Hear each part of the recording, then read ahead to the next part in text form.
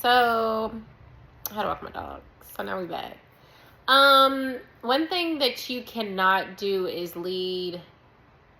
force someone to go to church. That's why it's so important to be in an equally yoked relationship. That's why it's so important for you to wait on God and for you to pray for discernment and ask Him, did you send this person in my life? Is this my future husband? And you also have to test the fruits of the Spirit. Because you're going to see a person for their true colors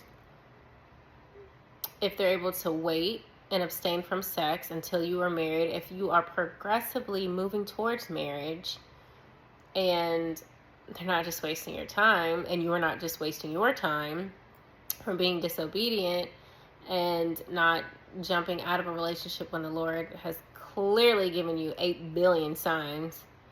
And yeah, all you can do is let go and let God.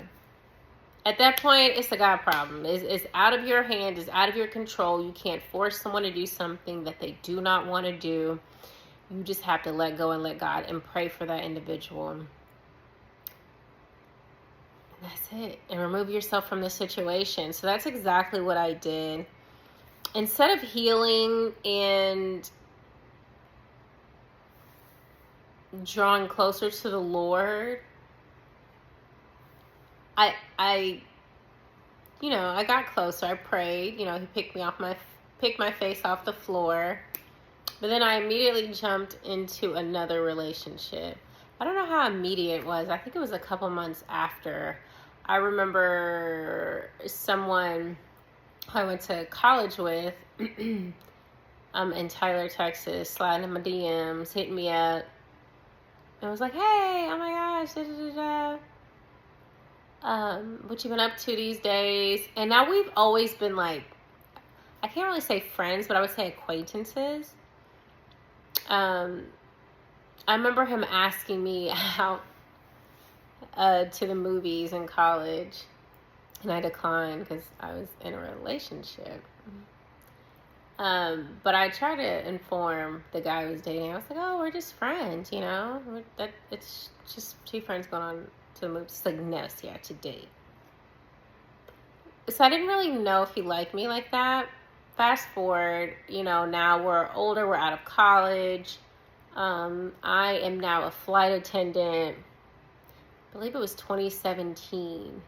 I had a layover in DC, and I hit him up, I was like, hey, whenever I'm in your town, we can definitely catch up. The flight being delayed after delayed after delay after delay should have, if I was tapped in with the Lord, should have been a clear, concise answer like, yes, Sierra, yeah, you're not about to meet with him. It's getting late. And in my head, I'm just like, oh, I didn't think anything of it. Like, we're friends. Long story short, he ended up coming to my hotel. And we ended up having sex. Yeah. And that led to us being in a long distance relationship. And there was drinking involved. Dun, dun, dun. So now we're in a long distance relationship. I want to say for like 6 to 8 months. I don't think it lasted that long, honestly. He was still in the DC area, and I was living in Minnesota at the time, if I'm not mistaken. Or maybe I was commuting to New York. I think that's what it was. I was commuting to New York. So I didn't have a place to live. I was staying with I take that back. I was staying with my aunt, and I was based in New York, living at her place in Brooklyn. So it was long distance. Again, in my head, it made sense because the relationship, what I thought was healthy, what I thought consisted of relationship, I just needed that long distance, like, attachment. I don't really know the proper term, but it was more so conversation. I'm aware now I'm in this career where I'm traveling the world. I may not see the person I'm with every single day. As long as we're talking, as long as we're FaceTiming, that's filling the void that is missing, that I need. And instead of turning to Jesus and allowing him to fill that void, I was getting that void filled by individuals that I was dating. So now we are in this relationship. In my spiritual eyes, y'all, I was at his house one day and he was sleeping. And these are little things the Lord just kept showing me as he was showing me the gifts that I had. Anyways, there was this woman that would always visit at night, but it was like spiritually. So, I'm like awake, or I woke up in the middle of the night and I would just see a woman just standing there, and then she would just flow away down the hall. I didn't know it then, but that was a spirit. That was like a succubus. That's really hard to say that word, but Google it. Okay, yeah. That was a spirit that was assigned to him, that was attached to him, that was taunting him. I remember he would have so many night terrors while he was sleeping, just tossing and turning and frantically, like cursing in his sleep, and just like, oh my gosh. And I would just lay my hand on him and I would pray over him and I would plead the blood of Jesus over him, and it would go away instantly. And I remember the morning of one instance that it happened, I shared, he was on the computer doing something, and I shared with him. I was like, hey, last night, do you remember what happened? He was like, no, what happened? And I shared with him what took place and happened. When I say this man flipped out on me, flipped out. There were times that he definitely was aggressive. He was abusive verbally and physically. I do remember a time he headbutted me and I like passed out on the couch. I was so dizzy. I don't know. Like I was having, I guess what it was I was wanting to be loved. I was wanting to be accepted, and it was more so jumping from one relationship and not being fully healed and allowing the Holy Spirit to move in me and through me to just do what he needs to do and tell me my purpose in life and tell me how valuable I am to him, so that these men can't play in my face, because I would have known my worth, and I would know, oh, girl, I'm a child of God. I'm a Proverbs 31 woman. Like, I'm that girl. Like, I'm precious. Like, all of these things. Like, I would have been able to just, yeah. So, he shared with his mother what happened. And then his mother is the one who enlightened me, like, that I, in fact, was gifted, in a sense, to see these things, that it was supposed to be this big ordeal.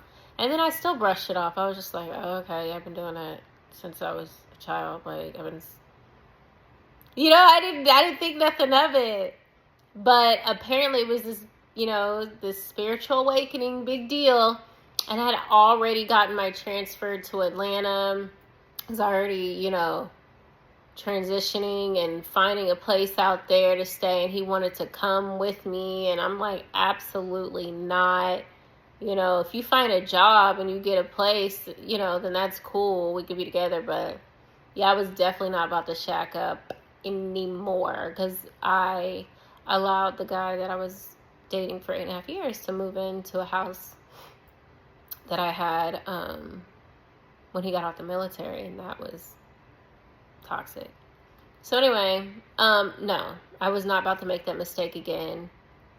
So everything went downhill from there. There was a lot of stalking. There was a lot of harassment. There was a lot of different numbers and verbal abuse and reaching out to my father at one point, reaching out to all of my friends. And it was really weird. And I think it went on for years. Honestly, it went on for years. And he would just call me from different numbers and like, listen to me breathe. And then sometimes he would say who it was, and I would just be like, leave me alone. Like, I will never speak to you again. Oh, but before that, yeah, juicy part. He did come down to meet my family one year for Thanksgiving. But I didn't have buddy passes because I was a flight attendant, but I didn't have buddy passes at the time with the airline I was currently working for. So a girl that I knew that worked for Mainline, who I was really good friends with, I asked her if she could, give him a buddy pass so he could come down. And they ended up, getting really close.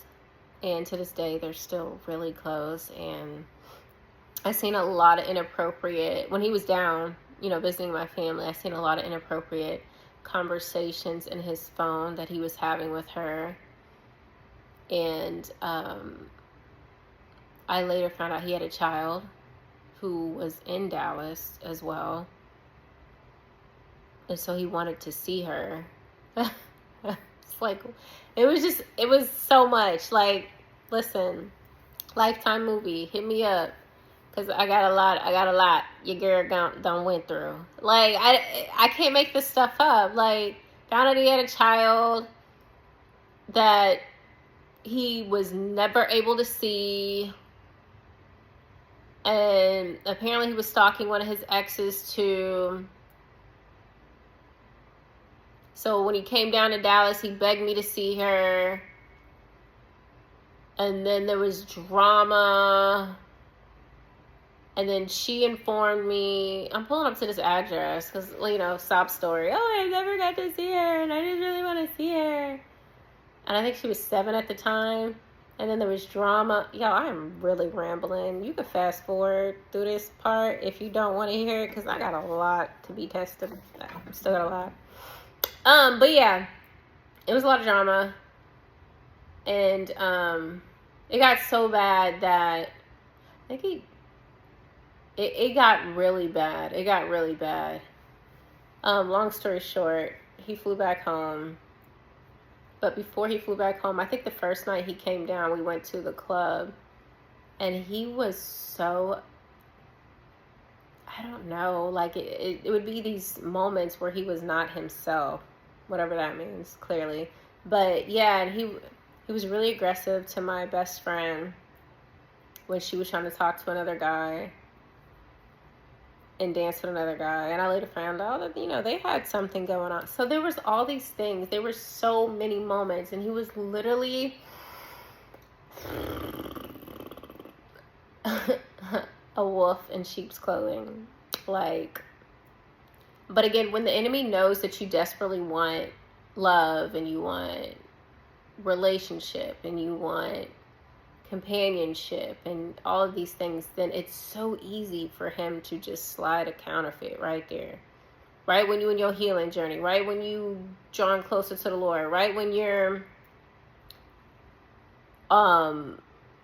headed towards in alignment and your calling in life. Now these things, they're not going to be blatant in your face. These going to look like DM slides. It's going to look like someone from way back when hitting you up. It's going to look like so casual.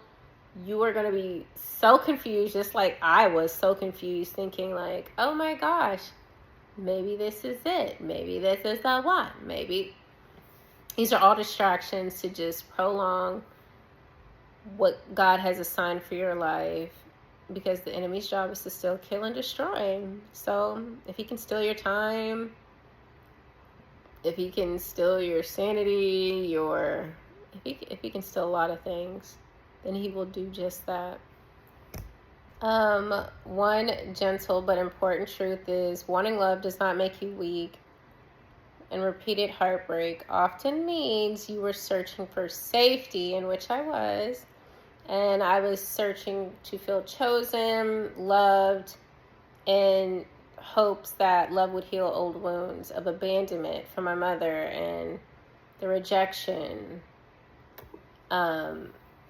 homelessness, like all these different things, just wanting to feel loved and needed and valued and cherished.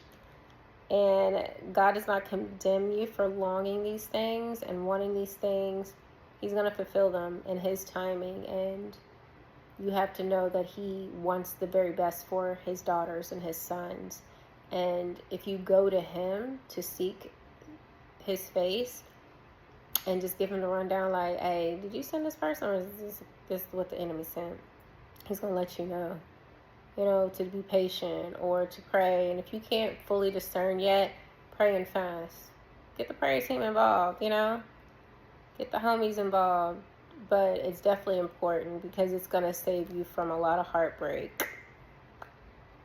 We see in Jeremiah chapter 31, verse 3, where it says, I have loved you with an everlasting love. That fulfillment that you are seeking, you can only get that from the Lord. And once you're so focused on the Lord and nothing else and no one else, then He's going to send the right person to you. But He would never send someone you're going to idolize, someone that's going to disrespect you, someone that's going to not treat you the way He would treat you. He wants the very best for you, always. So if you're not getting that, you need to exit left. No questions asked. Delete, block, keep it pushing. Okay, so I want to say I spent about maybe a good 4 or 5 months, healing from that.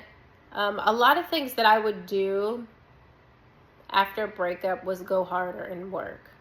Like and as a flight attendant, that would look like picking up trips. Oh, you depressed? Bet we're going to London. Oh, so who's going to be sad in London? Like, oh, we're going out of the country. And we're going to fly first class. And we're going to order whatever the heck we want.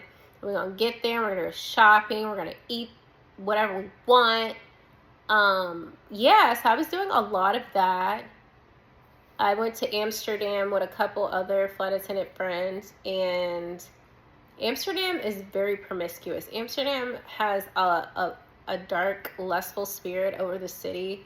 And there's a specific district that is called the red light district, where you can just get a prostitute. Like, they stand in shopping windows that look like mall storefronts. And, if the red light is on, they're servicing a client. Like, they just pull the curtain down, turn the red light on, and they go through their thing. But if the light isn't on, they're just dancing in the window in lingerie, trying to skipping real Lilith. Like, they really trying to just reel you in. So anyway, there's literally, the way we have gas stations on every corner here in America, they have sex stores, sex shops, on every corner. So I'm like, okay, in my head, we are going to abstain from sex. We're going to detox from men. I'm getting a dildo. So that's exactly what I did. And there were so many different types, I'm not going to go into details, but I got one.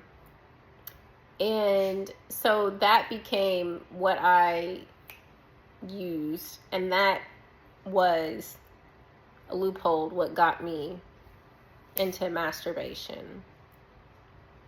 But it was just a gateway, because masturbation led to porn eventually.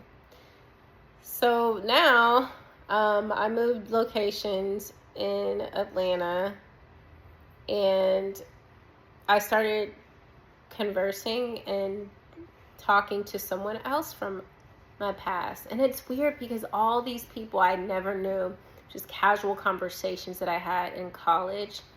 I'm the type, if you don't straight up tell me, I like you, I got a crush on you, I'm feeling you, you won't be friend zoned. Like, I would never know. Like, I'm just kicking it with the homie. Are we going out to eat? Oh, you got me? Bet. Like, it's not gonna click and it's not gonna line up unless you just straight up say it. So anyway, all these people coming out from out the blue, out the woodworks, and this one specific dude, very successful, traveled the world like me, and he was around a lot of celebrities and a lot of he had it going on. My dog wants to be petted so much. Anyway, so I'm traveling, here and there with him, and we're going to Vegas, and we're going to Florida. We're just having so much fun, and I got to see people, celebrities, which was a big thing back then. I don't really care now. But, it seemed like it was going to work out. Sierra took her unhealed self. After crying in church, I did start serving in church. And I did do a lot of volunteer work in the city of Atlanta with church and my job. And Passion City was my church back then. Loved Passion City. So I was doing a lot of that, trying to stay busy. I was reading more books, just trying to dive back into my Christian faith. There was one, the Wade came out. Also with, I was reading a lot. But again, when the enemy sees you changing, what does he do? He sends another counterfeit. And that's exactly what happened. He was the counterfeit. So all along, I'm sitting here thinking, okay, this guy gets it. I shared with him what I went through in the past with these individuals. He's saying he would never do this, and he's this, and he's that. When I tell you I've dealt with a lot of narcissists and warlocks, and I didn't even know what that word meant back then. But now after therapy, yeah, I know what narcissist means, and warlocks, and I know what all this stuff means. And it's insane to know that that's exactly what he was, just a heartless being. And fast forward, I'm now living in Chicago, working for a different airline. And, him and I had definitely cut him off, and then he came back into my life. I don't remember why I cut him off, but I do remember specifically being in a hotel one morning, and I leaned over to answer the phone because it started ringing, and there was a woman on the phone, and she asked to speak to the guy I was dating that I was laying next to. I'm like, who is this? She was like, oh, can I speak to him? So I just gave him the phone. I thought it was a client. Like, he had a lot of business people he was dealing with, and he's just going back and forth with this person. And I think I overheard, or maybe she told me, I don't recall, it was so long ago, but it was his wife. She said, oh, I'm his wife. And so I literally I got up, I bolted to the bathroom, texted my best friend. I'm like, oh my gosh, this is just what happened. And he's like banging on the door. Sierra, come out, let me explain, da da da da. And I'm like, explain what? Like, he was like, it was just a joke. No, I don't even know this woman. These are groupies. Blah, blah, blah. And my best friend was like, maybe he's so mature. Like, why would he be going that hard? So I was like, okay. I eventually calmed down, came out, went and grabbed something to eat. Like, so dumb. And then fast forward, now I'm in Chicago. Oh my gosh, it's so good that I can laugh about this now. So now I'm in Chicago. It was a week or maybe a couple days before my birthday, and I, am conversing with the individual still, and he's just like, I've changed, I've this, and I'm really wanting to, step things up with us, and I want to, marry you, and, I want to go ring shopping, I want to fly up there. saying all the right things. All the right things. I'm like, oh my gosh. He's like, what's your ring size? All this stuff, bruh.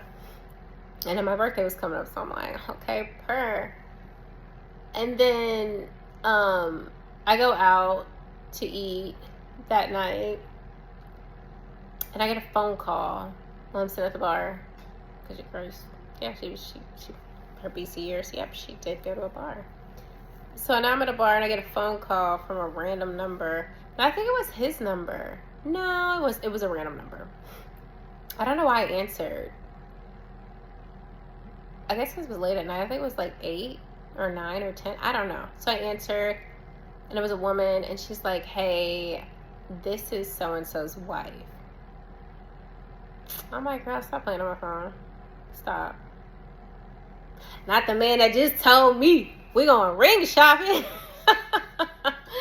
And then she's just like, I know it's hard for you to believe right now.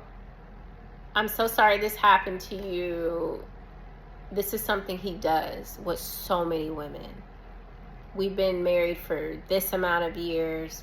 I actually went to school in Tyler too. I'm like, what? That's how long they've been dating. Since college. And that was like 10 years prior. So I'm like, wait, what? I never knew about you. She's like, yeah, I keep seeing your number pop up on his phone. Each time I catch him, he tells me you're just this crazy ex-stalker girl from college that's obsessed with him and won't leave him alone. What? Never. So now I'm in the bathroom, boo-hooing, snot dripping, can barely talk. I'm like, I don't believe it. No, tell me this is a nightmare. Please, just tell me it's a nightmare. And she starts sending photos, marriage certificates, you name it. She sent it to my phone, and I'm just like, oh, I wanted to pass out right then and there, bruh. Like, it was intense. But again, this is all my doing. And again, rejection, you have to realize, even though it hurts so bad, it's so preventable if you just bring these names, these individuals, in prayer and fasting to the Lord. Like, Lord, is this my husband? And I think I know for sure, the biggest mistakes that I was doing is I would go into prayer like, oh my gosh, I really like him, Lord, and I just wanted to work out so much. I wanted to work out really bad. And I just pray everything works out perfectly, and he's the one, and we get married, we have beautiful babies, and blah, blah, blah, blah, blah. But I never was like, is this the one? Question mark. Pause, wait for a response. It was just like limerence, like just went down this whole little tangent of, so, every night in my prayer, that's just what I was including. And I remember even leading up before that, we were flying back in town, I think from Vegas, I don't know, from some trip. And we were leaving the airport sharing an Uber. And he put his address in, and I put mine in. Well, he put mine in. So I was supposed to get dropped off first, but he got dropped off first, which he didn't want me to know where he lived because he was married, and I didn't know that. So, long story short, the Uber driver, it was at night, y'all. This was like close to midnight. The Uber driver goes, hey, I'm actually a pastor. Where do y'all go to church at? And I was like, oh, I go to Passion City. I think this is when I was in Atlanta. And he was like, oh, I go out here, and I'm in a men's Bible group. Everything. He would even disappear on Sundays and Thursdays and just ghost me because that was his time with the Lord. That was his time with his male Bible study group. That was his time in church all day and serving and this and that. Everything that I was doing, he would take the information just like narcissists do and be like, try to mirror image that. Never proof of him actually going, never really going, just living a whole double life because I fed him the information. So all he had to do was put on a script and be the man that I was looking for, because I openly shared that with him in the beginning. Like, oh, I want a Christian man, and if you don't go to church, then I am not going to be with you. Just all this crap, bro. So anyway, the driver was like, I'm actually a pastor and I'm a prophet. And I just see the guy next to me and the seat shifting in his seat, very uncomfortable all of a sudden. And the guy just starts saying, like, telling him about his childhood, telling him about what happened with his mother and his siblings. And the guy just gets so uncomfortable and stops him. He's like, okay, I don't want you to do this no more. I'm just looking like, So then he came to me. He was like, sister, can I, prophesy over you? And so he starts bringing up my childhood and how I had cousins living in my house. Everything was spot on. Everything was right. He was very spot on. And then he started telling me that, he goes, this man is not your husband. Oh, you mean red flag? Oh, should I make it rainbow? Should I put blue, purple, green, yellow, orange? Because the Lord is definitely delivering these red flags, and I'm choosing to just party with them. Like, bruh. Man literally said it, and the guy, like, that was next to me, he interrupts him and wanted to change the subject. So anyway, he drops him off. We say goodbye, and then next thing you know, now it's just me and the prophet Uber driver in the car, and the guy goes, he turns around. I didn't even pull off. I just dropped him, and he goes, I want you to know that is not your husband. Now, he didn't go in detail and say, why is this not my husband? Because at this point, LOVE, like, what do you mean? And he's just like, he's not. Like, I didn't know then that he was telling me he was already someone else's husband. He was married. So, yeah, I think it was 3 different warnings. The third one was the final one when the actual wife called me on my phone. So, yeah, I think the Lord will definitely try to show you over and over and over to prevent heartbreak and to prevent you wasting your time. But it's up to us to be discerned, to just want to listen. Looking back, I will say that I was in a lot of one-sided relationships. Nicely packaged, decoy, sent straight from Satan himself. Yeah. I was so far from God in comparison to what I was in middle school, in high school, even in college. Like, I was going to church, Green Acres Church in Tyler, but I wasn't Passion City. I would say I got back in, stumbling on my words.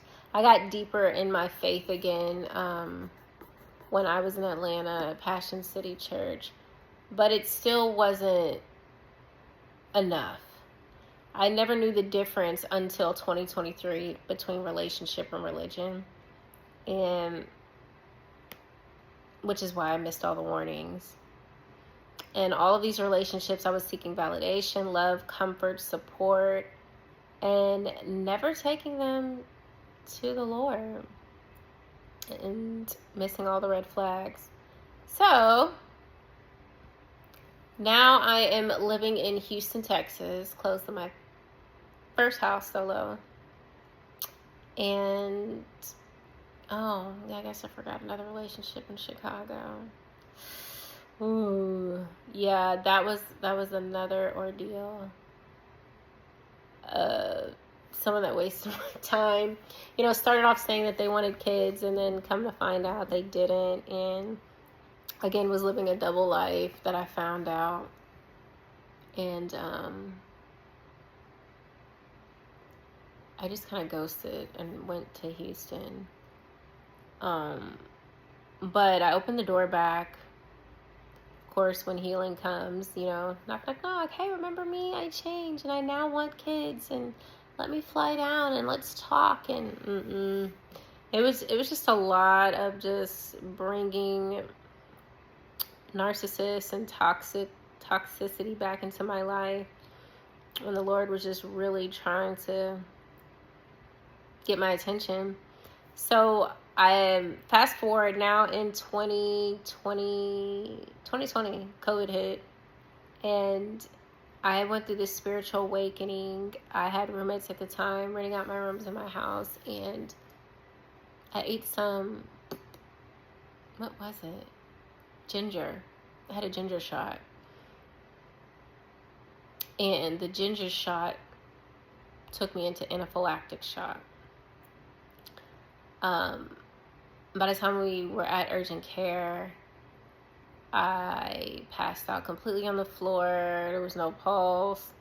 My roommates dragged my body and put me in a chair, and they just said I was lifeless, like this, arms straight back over the chair. And then when the paramedics came, they revived me.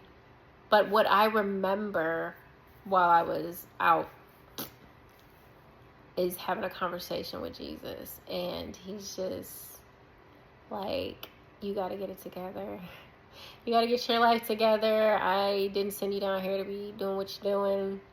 Now, this was a time where I was so broken, so lost from all these relationships that I had been in. And I turned to the spirit of lust was on my life heavy. The spirit of was mammoth. Like, I idolized money at the time. I took all my bikini photos that I had. At this point, I'm walking around in G-string bikinis. I had the abs. I had the figure. I was working out like crazy, sometimes even 3 times a day. And again, I told y'all, like, I always had this like curvy, natural BBL figure. Hard to believe now because I'm super tiny. Fasting. But yeah, so I'm posting all these photos, taking all these photos from my Instagram and putting it on my OnlyFans. Because in my head, COVID's hit, just bought a house. I don't want to lose this house. How do I stay afloat? So that's what I was doing. I didn't turn to Jehovah Jireh. I did what I thought I could do and what I heard. Now, prior to that, I'd never even heard of OnlyFans, but a seed was planted while on a flight. And flight attendant was like, "Oh, I post feet pictures." Ain't nobody was checking for my feet, so I had to do what I knew people was looking at, and people was always looking at this body, so I posted it, and yeah, so that opened up a whole nother door. And then I got on TikTok. I don't know what possessed me. I do know what possessed me to get on TikTok, because I heard a lot of people was promoting their OnlyFans and getting more views on TikTok. So I was always on TikTok, trying to promote. And in my head, I didn't see anything wrong, because these were photos that were already on my social media. So what I was going to do is like, oh, if anyone finds my OnlyFans, then I can always say, oh, I didn't do that. That's a fake account. Someone stole my photos from IG and created that. Because I never showed my face. I would put emoji over my face when I posted my OnlyFans. And my mom knew about it. My sister knew about it. Was not happy about it. And my friends knew about it. Like, it was never something like shameful. Like, it was just like casual. Even my roommates, they was like, "Oh, you should try this next time." Or, "Oh, this one girl making bank. Like, try this." Post one like that. Or, heck, we'd be in the living room and I'd be like wearing cute little lingerie or something, and they'd be like snapping pictures and taking angles. Like, it was never, even my guy friends, I would send all of my photos to my guy friends, like, which one would you suggest I put up there? So it was never something like shame. But, no. The Lord would not have it. Not my child. Not my CC. Not my precious daughter. So, yeah. Anaphylactic shock. One-on-one with Jesus. Get your life right. I ain't seen you down there to cut up. and I need you to draw closer to me because I have this assignment over your life. I have this calling over your life, and I need it fulfilled. It's important. It's weighted.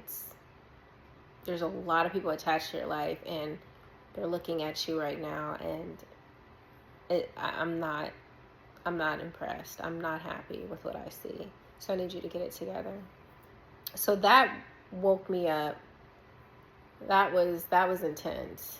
I, at that point, stopped. I deleted all my TikTok because I was addicted to porn, y'all. When I tell you I was masturbating like several times a day, it was very addicting. And it'd be the weirdest type of porn that I was into. It was weird. But also, I would say, oh, I forgot to mention that. When I was a child, again, I had family that moved into the house with me and my family, and one of my female cousins that was staying with us, I'm not sure what she was exposed to as a child. She was a lot older than me, maybe 4 years, I don't know. But she introduced me to kissing and just like inappropriate things that a young child should not be doing. But that was the enemy putting same-sex, lesbianism and, a specific lustful desire in me. So that was reintroduced while I was watching porn. And then another incident happened where my uncle's girlfriend's daughter, who, did some stuff to me as a child, which was extremely inappropriate.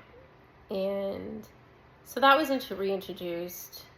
It was just a lot. It was a lot that I was dealing with. I was fighting a lot of spirits, had no idea about spiritual warfare, had no idea how to even pray against this stuff, like in a sense where I was getting beat up in the spirit. So, but again, when the enemy knows God is doing a new thing in your life, he's going to send those counterfeits. He's going to send those distractions. And right before stepping into my calling, like headed on this route, you guys will later know what that is about. Running out of breeze, spinning through identity, reveal another pretty little scheme.